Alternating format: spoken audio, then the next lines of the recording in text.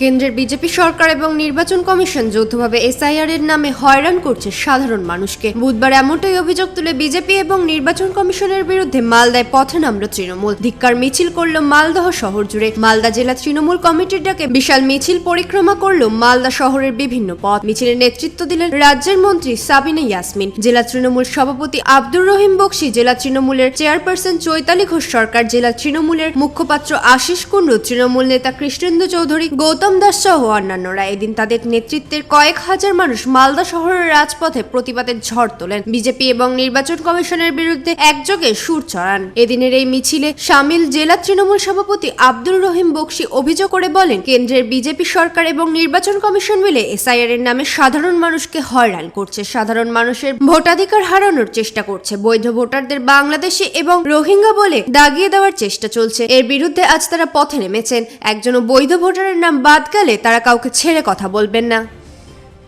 কি বলবেন এই বিষয় নিয়ে?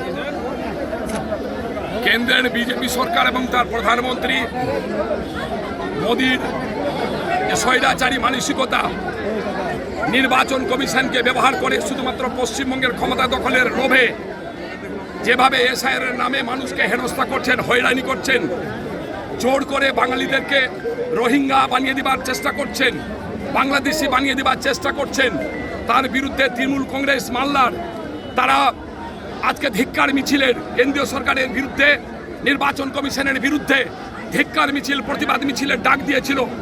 স্বতঃস্ফূর্তভাবে দুদিনের মিছিলের ডাকে প্রায় হাজার হাজার মানুষ আপনারা দেখেছেন রাস্তায় নেমেছে। এ থেকে প্রমাণিত হচ্ছে যে আগামী দিনে গোটা রাজ্যের কথা আমরা না বলতে পারলেও এই বিজেপির এই কুচক্রান্তের বিরুদ্ধে পশ্চিমবঙ্গের সাথে সাথে মালদার মানুষ, মালদার বুক থেকে চিরতরে এখান থেকে বিজেপিকে এবং বিজেপির যে দু তিনটা দালাল তৈরি হয়েছে এখানে, আজকে কংগ্রেস, সিপিএম আর তার সাথে মুসলিম সাম্প্রদায়িক দল, আজকে মিমের নামে, আজকে আইএসএফ এর নামে তারা যে মানুষকে, মুসলিম মানুষকে বিভ্রান্ত করার চেষ্টা করছে বিজেপির সুবিধা করে দেওয়ার জন্য, তাদের বিরুদ্ধে আজকে তৃণমূল কংগ্রেস সিদ্ধান্ত গ্রহণ করছে মানুষের কোনো ধরনের যদি ক্ষতি হয় আজকে এসআইআর এর মধ্যে দিয়ে আগামী দিন কিন্তু একটা লোককেও ছেড়ে কথা তৃণমূল কংগ্রেস বলবে না। একজন বৈধ ভোটারের নাম যদি বাদ যায় তাদের কাউকে ছেড়ে কথা বলা হবে না। এই সিদ্ধান্ত আমরা গ্রহণ করেছি।